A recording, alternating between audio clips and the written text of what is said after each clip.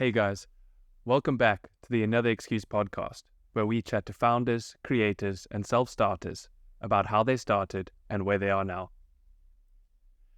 In today's episode, I actually made a mistake. So to let you in behind the curtain, I'll explain a few things. I normally send my questions and what we're going to talk about to the guest ahead of time, so they can read through them, see if they're comfortable with the questions, and possibly add some questions if they want to address a particular topic.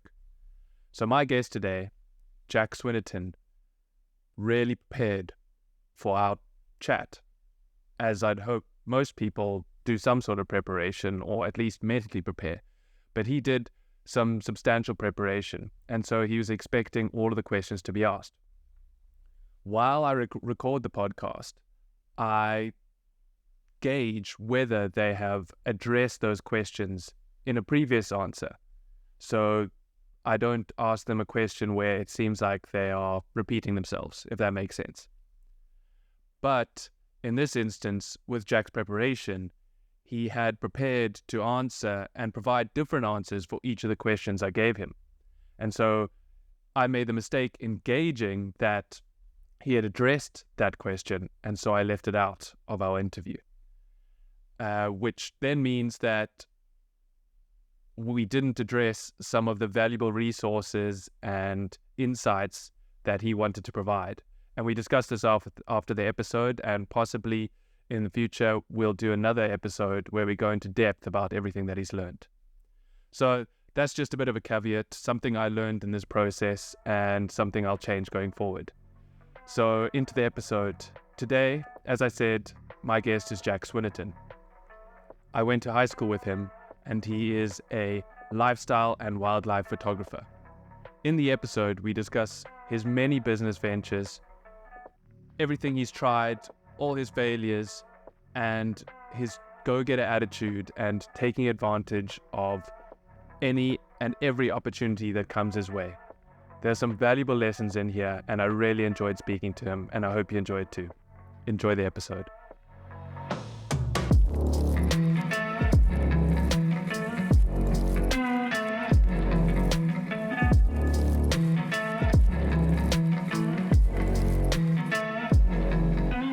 Hey Jack, thanks for joining me today. It has been a while since we've had a chat. So just to get started, can you give me some context of what you do for a living and how you got here?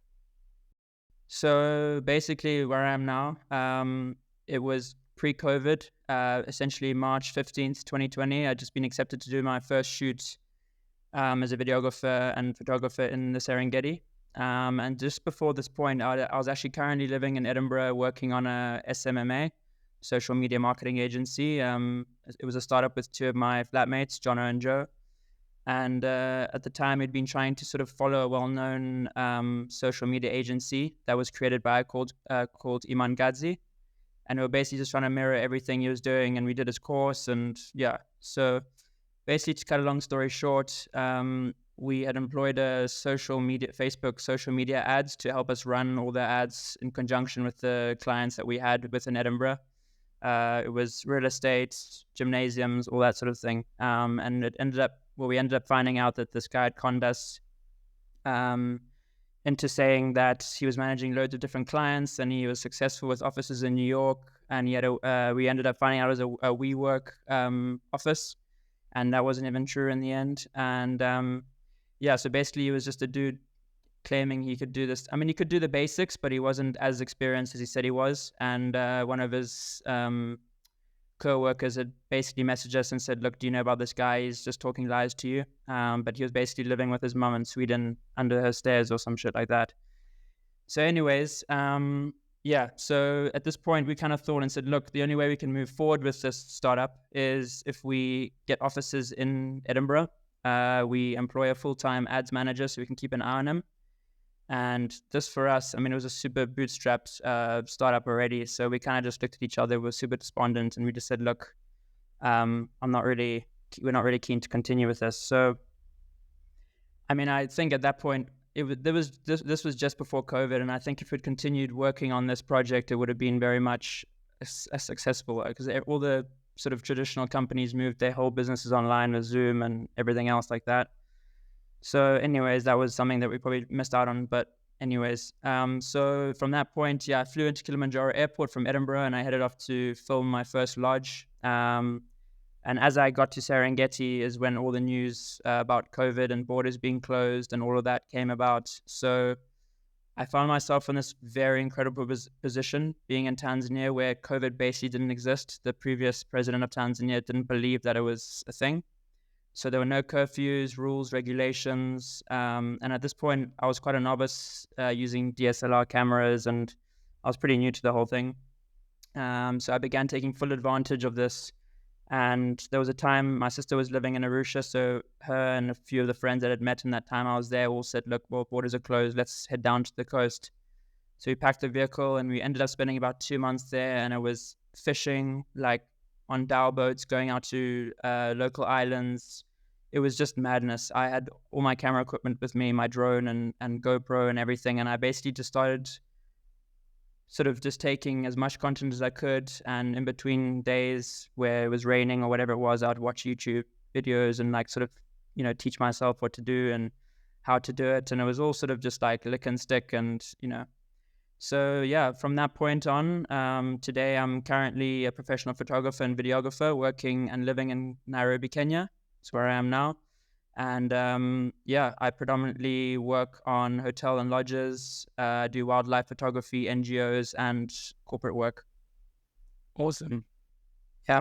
It's so interesting that you say, like, during COVID, it was actually really beneficial for you and like quite a catalyst for you to like change direction and head down a completely different career path that enabled you to just get stuck in and learn as much as you could. And I think that was similar to me. I had really beneficial circumstances for me to sort of pivot and learn as much as I could while still being able to support myself. And I know that circumstance applies to a lot of people, but also it was very unfortunate for many too.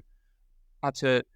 And what was your sort of learning process? Was it just YouTube and practicing, or like how did you go about it? Yeah, I mean, it was sort of like, I think the issue with COVID for a lot of people was that we just never knew when it was going to end. We sort of all just had like, okay, it's going to be in a week's time, it's all going to go back to normal. It's in a month's time. And it kind of made people, I think, not do as much as everyone would be capable of doing. Because like if I knew from the beginning, I've got 2 years now to do whatever I wanted, and I know that in 2 years or whenever it ended, that's the time I had. So I sort of just, I think a lot of the time for me it was beneficial because Tanzania also didn't close. So a lot of the businesses in Tanzania needed people still. And also people that couldn't get their normal videographers and photographers into Tanzania weren't traveling because traveling was closed. So I had a very unique sort of point where I was learning, but at the same time, like still, I think everyone sort of almost gave me a better chance because I was in the country and there was no other option. It sounds terrible for me now, but it's like back then it was perfect. So, well, yeah, it's an amazing opportunity. Very beneficial circumstances. So we went to high school together, and I always remember you being a hustler. I remember you bringing McDonald's cheeseburgers back on the school bus. And just for context, for everyone listening, that was like an hour and a half drive back in the bus. And so these weren't the freshest of burgers. And Jack was selling these like hotcakes for profit. So my question is, what gave you this entrepreneurial spirit and like drive to make money? So to be honest with you, the burger selling was like a great lucrative business. And it definitely wasn't something I invented. But I would say I was extremely persistent at it. So like people would do it every now and again and like a bit of pocket money here and there. But I was more like, okay, I need to find a way to make sure that I'm getting these burgers each day of the week, Monday to Friday, however way I could, whether that was through a friend or getting somebody that was younger than me on sand transport to pick it up for me. So is this... so basically my first venture, and I'd say before this, the first time I realized my entrepreneurial spirit was when I was 13 and I was still at Clifton Nottingham Road, which is a primary school just down from my high school. And I'd been to Cornwallis and Pietermaritzburg for a touch rugby tournament. And at the end of the day, we all sort of sitting in our teams, and the announcer was sort of saying, look, we're going to come and give you all a random number, and we're going to do a few raffle prizes. So 10, 15 minutes later on, they did the announcement, and my number was called up, whatever it was. And I headed up to the presenter, and the prize was 40 golden beacon marshmallow eggs that I got from her, tucked under my arm proudly. And soon after, we were all back on the bus heading back to school. It's about, from Maritzburg, it's about an hour and a half drive, maybe 2 hours. And I was sitting there munching on a marshmallow egg, and a few people, or somebody next to me said, can I have one? And I said, you can have one, but for R1. So by the time I'd got to school, I had a full pocket of R1 coins and an empty box of marshmallow eggs. And that was sort of my beginning of it. And yeah, this is a beginning, and I soon realized tuck, was tuck in South Africa is a word for sweets, and it was basically an illegal commodity at Clifton because it apparently attracted mice and pests. So anyways, because I started boarding school there at such a young age, I had a really good relationship with my teachers and housemasters and everything. And basically, I would, on a weekend that I could get out, I would have all my tuck that I'd bought, like, hide under my bed. And before the searches were organized, I'd sort of I'd get a warning from one of them to say, like, look, we're going to do a search at this time. And that'd give me time to get rid of my tuck and hide it somewhere else where they weren't searching. And I used to sell tuck out of my dorm all the time. And like, there were even cases when we went on like these long school hikes, and I wouldn't sell my can of Coke at the beginning. I would sell it at the end when everyone was like thirsty and just wanted to get home and have a cool drink. So yeah, I sold it for 400% markup, and that's sort of, how it all started at Clifton. And then I sort of didn't really think anything of it. And I think when you at my class, you sort of don't want to do these sort of things when you're in a younger year, because you know what's going to happen. You'll get hustle. Yeah, it's just, yeah. So anyways, all the guys will take it from you. Yeah. So the burgers was an extremely lucrative business at my class, but it was like a lot of admin. And I was really good friends with somebody called Lee Savory. He was training for swimming at the time, and he was in Maritzburg every day of the week training for, I don't know if it was Olympics or something, but he was obviously made a plan to get down there. And when he was down there, I would sort of, during that day, I'd made like a assumption of how many burgers we'd need. I would order between sort of 20 to 80 cheeseburgers a day. And then I sort of had some regular customers at the point, and I started offering chicken or beef options. And if the price was right, I would even offer custom orders. It's a big mission, but like, obviously if you're paying enough, you'd do it. And so yeah, I also had a few customers that would, maybe not daily, but every few days, order like 16 at a time, which just made my life a whole lot easier. So anyways, once the burgers had arrived, I would stack them in my backpack. And during prep, I'd walk around the whole school trying to dodge teachers, not to be asked any questions. And, poking my head into each dorm down the corridors saying chicken or beef, chicken or beef. And I was sort of known for that because I'd done it so often that people sort of just knew that maybe at this time that I would come through. And yeah, I think the spirit to make money for me came from starting boarding school from a young age. I was always given pocket money before I sort of flew on my flight from Tanzania to head back to boarding school in South Africa. So I kind of felt like I needed to help my parents as much as possible. And I always knew that they were sacrificing a lot for me to be in this position. And I wanted to alleviate as much financial stress by doing these sort of activities at school. And I think it just came naturally, and because of that, it just sort of worked together. Wow. Great stories. Like, I was living with you and I didn't really know the intricacies to it. That's amazing. Yeah. So I remember sometimes, guys would make comments, especially being at a boarding school, about you selling things, but that didn't stop you from doing it. It seemed like you didn't let other people affect what you were doing. So is this true? And if so, did you learn anything growing up to not make you care about what other people think? Is it something you learned, or just something that's ingrained in you? To be honest, I don't think it really affected me, and I didn't let it affect me. Obviously, there were times when like there were 3-4 people telling you at the same time that this, what they said. But to be honest, I'd sort of grown up with so many different characters from being at boarding school from a young age that I sort of I had adapted to these environments. And I know a lot of people that started in school in grade 8 and whatever, that was their first time sort of away from home. So I sort of already had this buffer of knowing what to expect and what not to expect. And yeah, obviously things were different from primary school, but I just generally didn't let it bother me. But I think I also made up for it with hosting a free server for everyone to access. So that sort of, for me, made it. Yeah, I remember that. That was great. All the movies and series you could wish for. So Yeah. you carried this entrepreneurial spirit into university, and you touched on your SMMA venture. But if I recall, you also did an events type company. So can you explain how that worked and how you started it?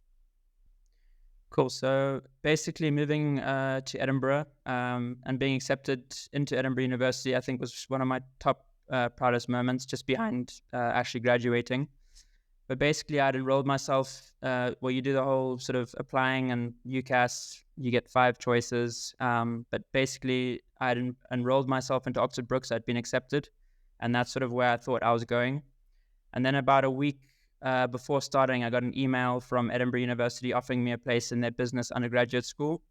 And I mean, it was an offer I was extremely surprised about. I'd applied to Edinburgh as one of my top choices, like just because why not choice. And I remember applying and I was sort of adding that to my list, and Mr. Jarvis peering over, sort of saying like, why would you want to do that? Anyways, I did it. And having taken maths literacy, geography, and CAT at school, I honestly thought I had zero chance of getting into this business degree at the Edinburgh University.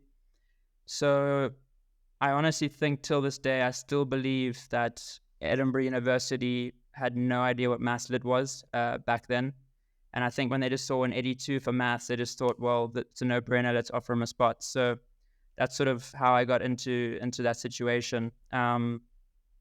So Freshers Week had begun, and it was full steam ahead. We were, as a fresher, you had every party, long queues, meeting people, all fueled on cheap sparkling wine and vodka. And then I received an email from Oxford Brookes wondering when I was arriving, and I'd actually forgotten to tell them that I'd been accepted into Edinburgh Uni. So it was like Freshers Week, and then I got an email, and then I just had to say, look, I got accepted. And obviously I didn't get a reply, and they probably just assumed, well, fair enough. So from this point, myself and Jono were regulars going out.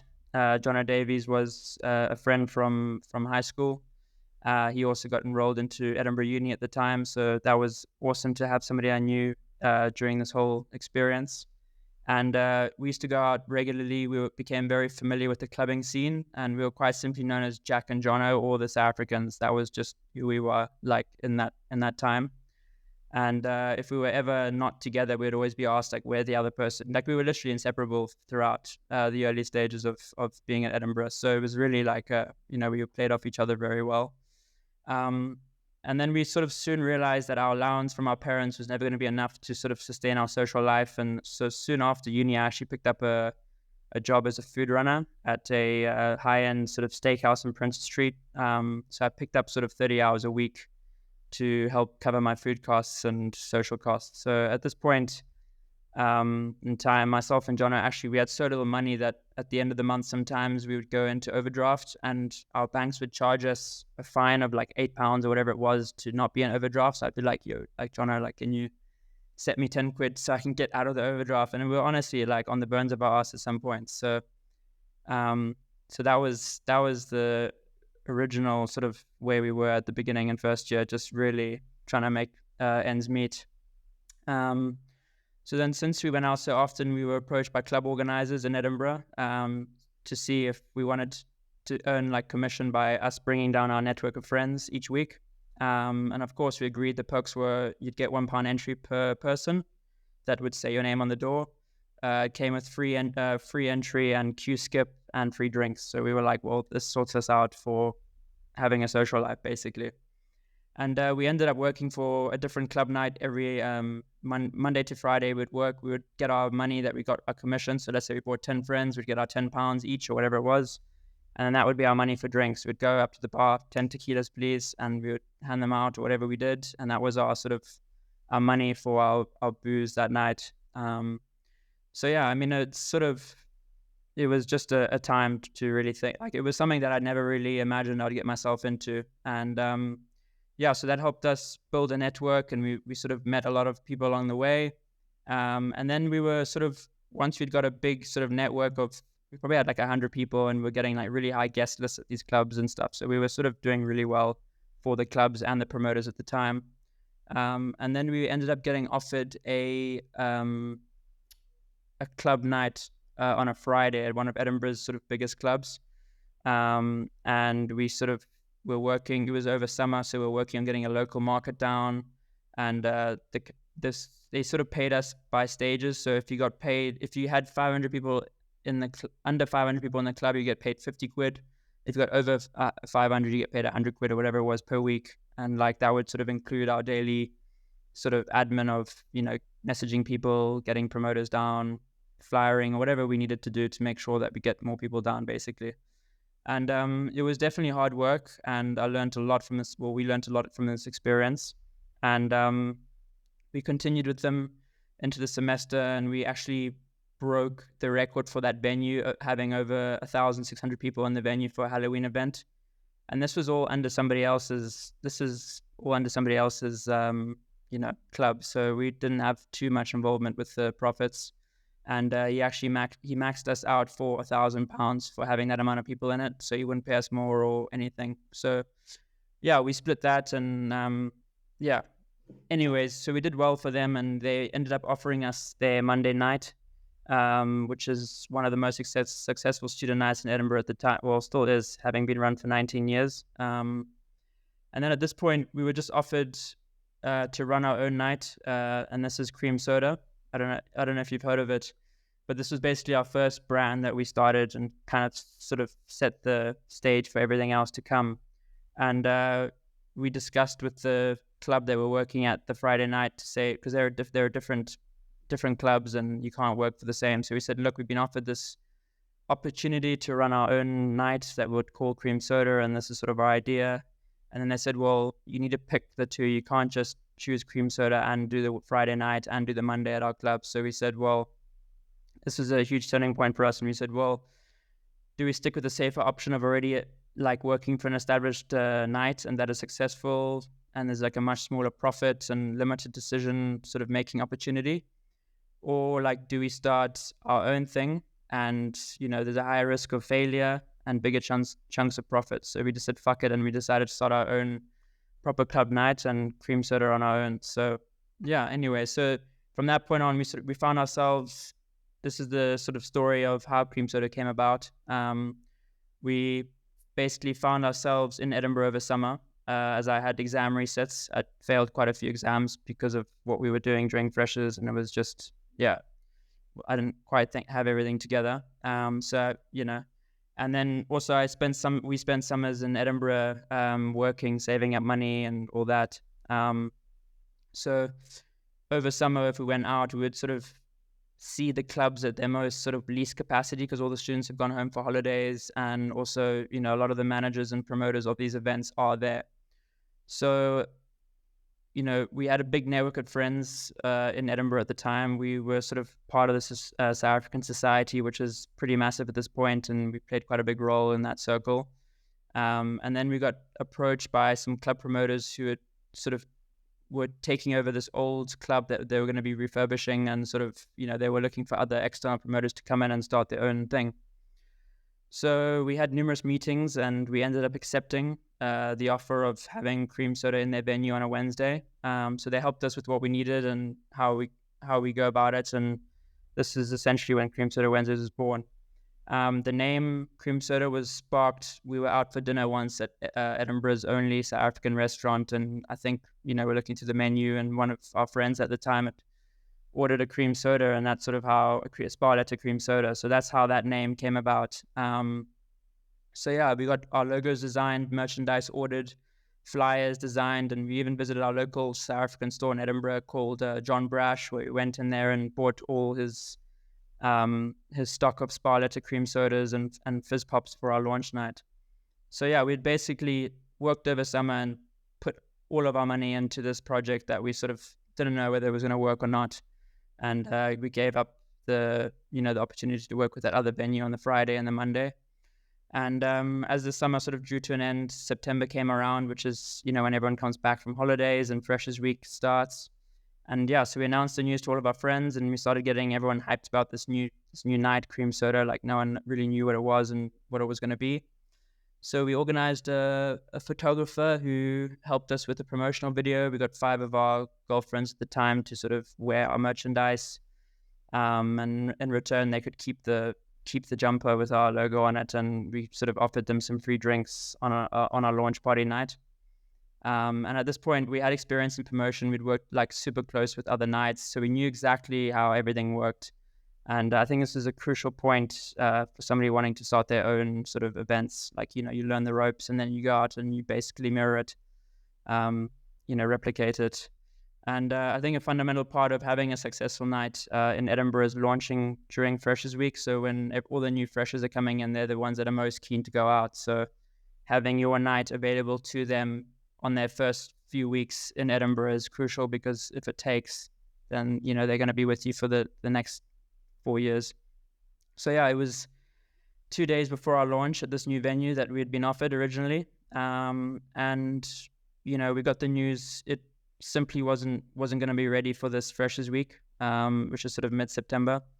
And we had 700 people who had clicked going on the Facebook event. We had about 1,200 people sort of on our guest list, all, book tables, societies, friends, their friends, all these groups that were just keen to come and see what all the fuss was about. So we sort of just felt like we couldn't simply let them down. So then we approached the venue to launch it, not the venue originally, but we sort of chose another venue that we thought fit, and we launched it in there, and we sort of had quite a poor attendance because everyone thought that we were in this venue, and then we had to last minute the day before change it to this venue, and all the news didn't really spread to what it was going to be originally. So yeah, I mean, the original club after that event kept on pushing and saying, no, it'll be ready, we'll be ready next week.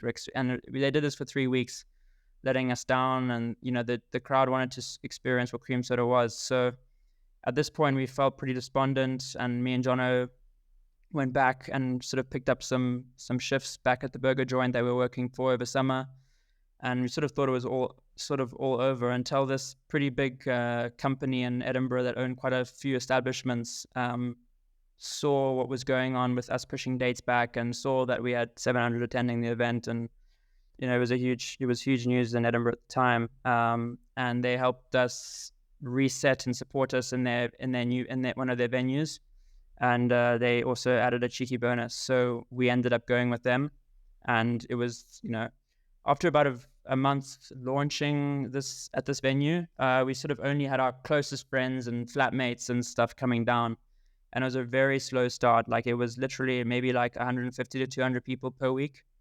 And then it sort of turned and somehow gained traction, or something got out that this was happening. And next thing, I remember one of our friends commenting and saying, like, why are there so many people here? I don't know. And for us, that's great. But for him, he was a bit like, now it's not as great, because he just liked to go down with all of his friends. So yeah, I mean, it was really cool. And this was the beginning of cream soda, and like, it was an incredible weekly Wednesday. And just to explain how it works, we as the club promoters are in charge of all the marketing and promotional staff, and it's sort of our job to bring down the crowd every week to the club. So we can do anything we want, getting societies, clubs, everything like that down. And we keep all the door entry. So all the door entry and people paying tickets and everything beforehand is all of our money. And then the venue takes the bar spend. So they take the bar and we take the door. Some clubs want you to pay rent, but because it's a long-term sort of deal, we never sort of had to pay rent. And yeah, it's a very simple model. It works well. We employed about 150 students per year that would be sort of commissioned-based income. So yeah, the harder they work, the more money they made. So it's quite simple as that. And then during the time that we were doing these events, we had over 18 different club brands. So cream soda, Rascals, Halloween like brands. And we've worked with companies such as Red Bull, Bumble, Tinder, Bacardi, and Deliveroo when they first moved to Edinburgh, and they were a startup. And then throughout this time, we also hosted different artists over the years. We helped bring in artists such as Kygo, Camel Fat, General Levy, Baker Mat, Goldfish, to name a few.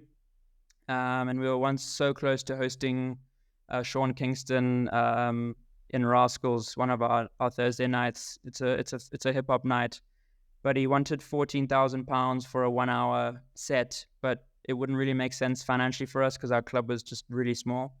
But anyways, another club down the road proceeded to host them, and they sold over 1,400 tickets. So yeah, I mean, I think creating a successful brand is so crucial for future growth, for further growth. As this sort of allowed us to build on what cream soda was, and everyone sort of had trust in what our brand was, that whenever you did something new, people would take what you did at cream and sort of say, well, if cream's great, so I'm guessing the next thing that they do is great. So yeah, I mean, this is sort of when we moved from cream. We had cream going, and then we got a new opportunity to run Rascals, which is a night all hip hop, cheap drinks, and at the time it was going to be in a brand new club in Edinburgh at the time. So that was that was a perfect recipe for a new club, and obviously Awesome. with the network we had and everything like that. So yeah, that's still the biggest Thursday in Edinburgh at the moment, and it still runs today. So yeah. Yeah, I was about to ask. Wow, that's crazy story, and like Yeah. how it's amazing how one small decision, almost out of your hands, Yeah. predicted the fate of your life. Like Edinburgh University, not really knowing what the difference between maths and 100%. maths lit, and 100%. you end up going there and starting this business and having all these events. It's unbelievable. And so you Yeah. just touched on it, like so the business is still running, but are you still involved in the day to day? And do you like hire a team on the ground? How does that work? I definitely am. It's sort of,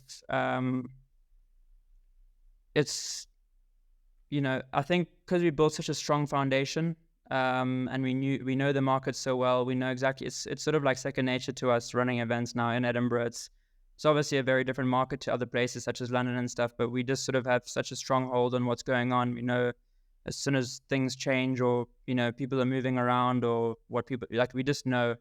So it's at the moment we've actually got Jono's girlfriend who is doing a PhD in Edinburgh. She's in Edinburgh at the moment, and we've got a partner of that we did with Rascals who's also on the ground. So that's super helpful with just us being away. Jono's in London, I'm in Kenya, I'm doing my thing, Jono's doing his thing, and on a day-to-day basis, I do still do all the marketing and I do all the artwork that I learned on Photoshop and all that stuff. So it's sort of just, yeah, I mean, it's been great, and it was thanks to COVID that I actually realized that I could step away from it. It's sort of just, yeah, it was just a great time because I was also I'd been in Edinburgh for 8 years or seven and a half years just before that time, and I was in a bit of a rut. I was sort of stuck on doing club nights, and I was sort of like, no, like this is great money, I don't want to sort of change. But then when COVID hit, it sort of, all the club nights closed down. We had to sort of, all of our staff are on commission basis anyway, so we had nothing to do with paying out any sort of staff once COVID hit. So yeah, it was incredible in terms of just being able to put it on hold, go and do COVID. Like, we didn't lose any money during COVID other than just being closed. And yeah, and then we just reopened it again when we felt it was when we could. So yeah. That's awesome. And so, like you mentioned, you took this break during COVID, and that's when you focused on your photography and videography. Were you ever, well, and also, like you said, these companies gave you opportunities, probably more of an opportunity than you would have had if COVID wasn't a thing. But Yeah. were you ever nervous about the product you were delivering, the quality of product, you being like a beginner at the start? At the time, no. But if I look back now at the quality that I did, yes.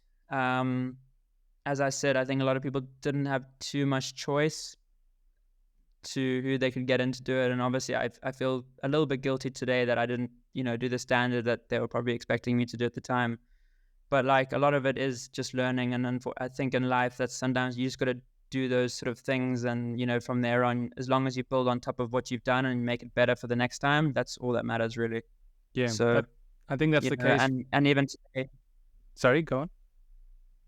yeah, and like even today, I mean, the first lodge in Serengeti, like I know I didn't do the best job, but if I go back there this year sometime, I know I'm gonna exceed their standards of what Expectations, they yeah. expect. Yeah, exactly. So I'll make up for it later on. Yeah, I think that's the case for anyone who works in the creative industry. You look back Yeah, on the work you did previously and you're like, oh my God, like that is yeah, not good enough. And it's just that striving to do better that I think is yeah, ingrained in anyone with like a keen eye for quality. yeah. So once you decided to carry on down this path, was anyone in your social circle resistant to you pursuing a career path like this? Like sometimes it could seem risky or like doesn't seem like a sure thing and you're working job to job. Like was everyone pretty supportive or what was Um, to be honest with you, I can't support, I can't thank my support system enough. I had my friends, my girlfriend now has been like incredibly supportive through clubs and now with my job in Kenya and what I do here. I think my biggest supporter was my dad. I had sort of been chatting to him ever since 2016 on WhatsApp voice notes, and sort of he would always be motivated. Like he would just always ask me the next morning after the events and whatever, like, how did it go? I'm sure you're packed to the rafters. And yeah, and he passed away sadly 4 months ago. So I've sort of just sorry. I'm incredibly grateful that I was able to experience that with him and sort of talk him through everything I was doing in like a very sort of important stage of my life, I think.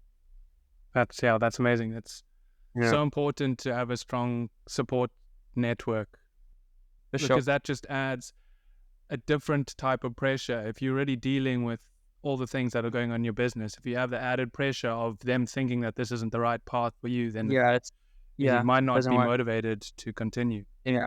So the work you're doing today seems like a dream job for most people. Would you say that it's perfect and great all the time, or have you had some low times? So I'd say one thing, never trust what you see on social media. I think we all sort of try and make it all seem more glamorous than it is. I sometimes feel it's just in our nature that, when you're on a social platform such as Instagram, you just want to make everything seem a lot better. But I do feel like I do have the dream job, and sort of, when I work, I don't feel like it's work. I sort of, because I enjoy it. And I think I feel this because I'm truly passionate about my job and I enjoy it and the sort of creative space that it brings.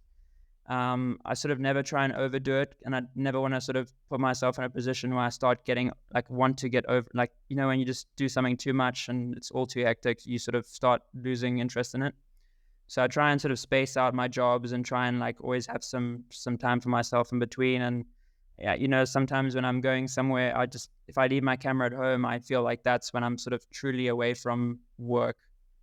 Like, yeah, so it does help doing those sort of things sometimes to, you know, but yeah, I get to sort of visit a lot of incredible places. My employer is paying for it all, so come and capture this lodge or come and do this. It's all on their expense, and being paid to be in those situations is just amazing. Yeah, and I wouldn't say it's always easy. There's hurdles such like when you're on the job, bad weather or dealing with difficult clients, early mornings and late evenings to try and sort of capture a moment on camera with the best light and sort of a tight timeline. Um, I find my load times are more when I'm sort of doing outreach, or sometimes weeks go by where I don't have any work. I'm self-employed. It's up to me to find the next job. Sometimes I get approached, but I won't have work for 3 weeks, and then suddenly I've got three people all wanting, me to do something. So that's to try and like all fill it out and all make it work. But yeah, I mean, when I'm on my own, I sort of take this time. I'm more grateful for it when I'm not traveling and I'm in my own space. And I try and sort of get into a routine and go to gym and eat healthily. And, if I have any gaps between work, I'll try and better myself with watching YouTube videos of like new camera techniques or, just bettering my business sort of processes to make it more, streamlined. Yeah, Yeah. that makes sense. So, what does a typical day look like for you when you're on the job? Yeah, so when I'm on the job, it's normally early starts. The night before, I'm making sure that all my equipment's charged, and yeah, it's always a nightmare. And the worst thing is getting out to a location that you've sort of got everyone involved with to get you there, and you don't have enough battery or your memory card's full. And it's also just sort of, when you go to a new lodge or a camp, it takes a while to sort of create those relationships with the staff and to sort of find out what you can and can't do. And can you push the limits so that you can better your photos and videography to the previous photographer that was there. And I always just try and stay calm, and I don't take things too seriously when I'm on, if somebody says they can't do this at this time, and it's like, cool, let's maybe do it after lunch. And yeah, there's small things that I do to try and keep myself, sort of human. And that's, when it's sunset and everyone's sort of about in the camp or out on a game drive, I'll just crack open a beer and, do my photos and my video and walk around and enjoy the sunset and chat to guests. And I really just try and take it as if I am on that trip myself, and just taking photos at the same time. And then, yeah. Yeah, sorry, and then. Yeah, and then so when I'm back in Kenya or when I've just finished a job, I would go through all my footage and put it all onto a hard drive. And it sort of depends what I've been assigned to do. Some of these companies have their own in-house editor, and they'll just want the footage and they edit it themselves, like World Bank do that. And otherwise, I'm gonna, whatever assignment I've been given, I'll start the process, editing the photos, putting them to categories. Editing the 2-minute video and interviews that they wanted. And, the end result is always, it's always worthwhile. And yeah, so then like in between when I'm sort of working from home or whatever it is, I'll go to gym, and yeah, I just enjoy being back in my own space, and just sort of not take it leisurely, but just enjoy it. It's so important to find that balance, even while you're on the job, to capture those moments, not with a camera, but to just like be in the moment, so it doesn't feel like you're working all the time and have deadlines and stuff like that. Yeah. So you have experienced some once in a lifetime experiences. Do you have a favorite, or can you recall a few? So yeah, I definitely have a few. Some of the things I've done, I've summited Kilimanjaro in 2018. I've bungee jumped off Vic Falls in 2010. And then recently I was in the Serengeti, and I got offered a space to do a hot air balloon with a champagne breakfast. And out of all of those, however, one that really stands out for me is sort of the new chapter transitioning from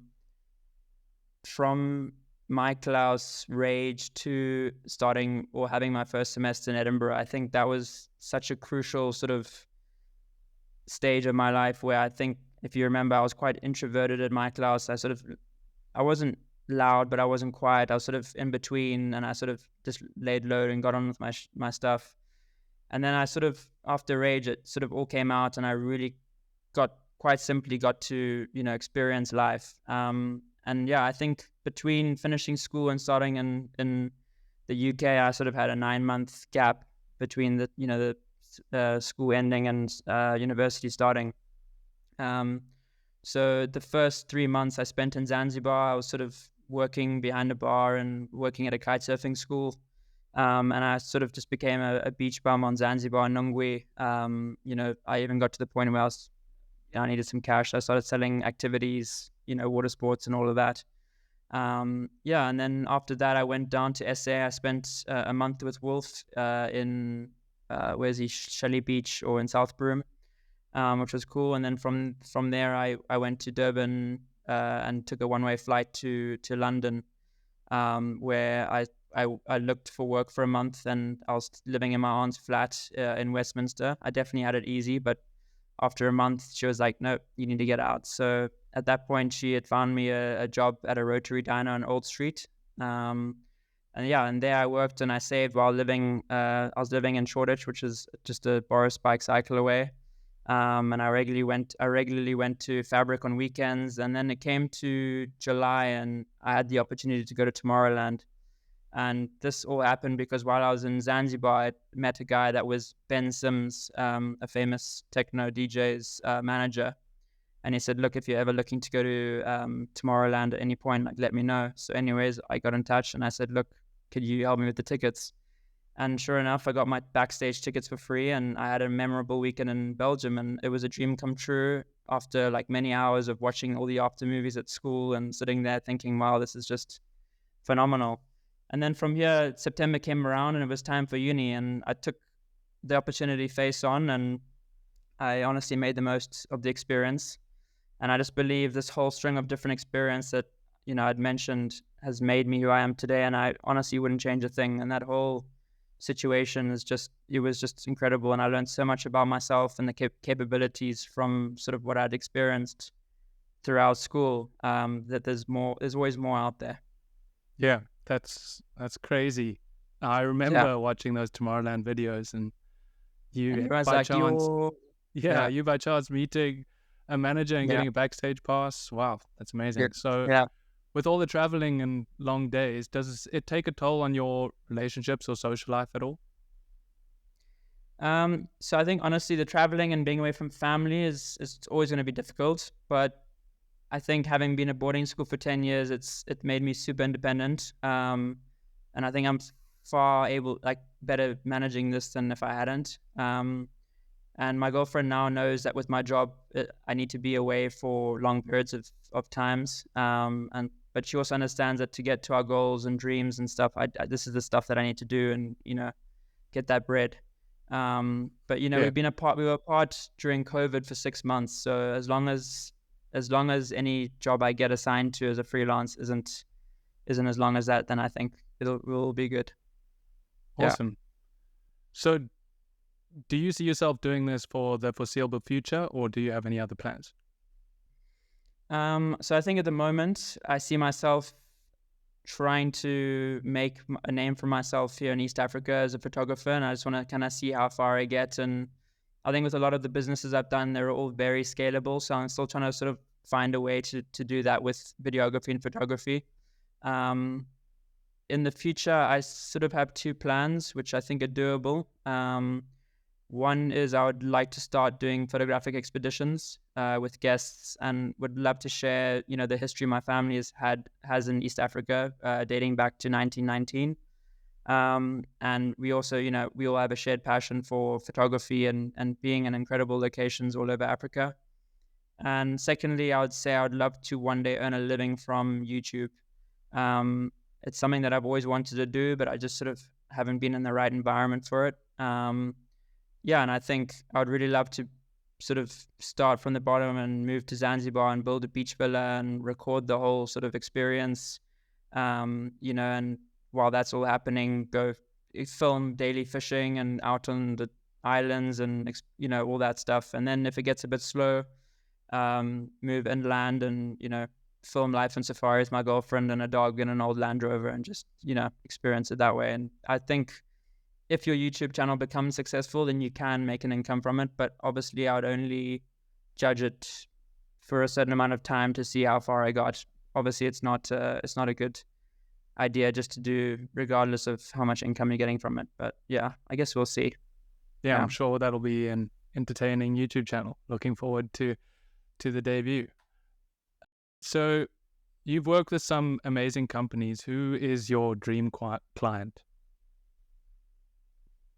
I haven't really got a dream client, to be honest. I sort of feel like working, in my space, working with corporates and hotels and lodges, you sort of only find out how they work with, how they are to work with once you do a job with them. These sort of big companies have a good name, but they're not always, the best. So, I can say that I've worked on projects with World Bank, projects in Tanzania, Kenya, and then more just recently in Djibouti. And I would say they're very, nice to work with and they're easygoing. But sort of speaking on working with other companies, I would love to be sponsored one day by Sony or DJI. It would honestly really help me sort of keep my equipment upgraded, and, photography equipment just isn't cheap. So to have that financial benefit and the latest equipment would be amazing for this sort of also where I am. It would be cool.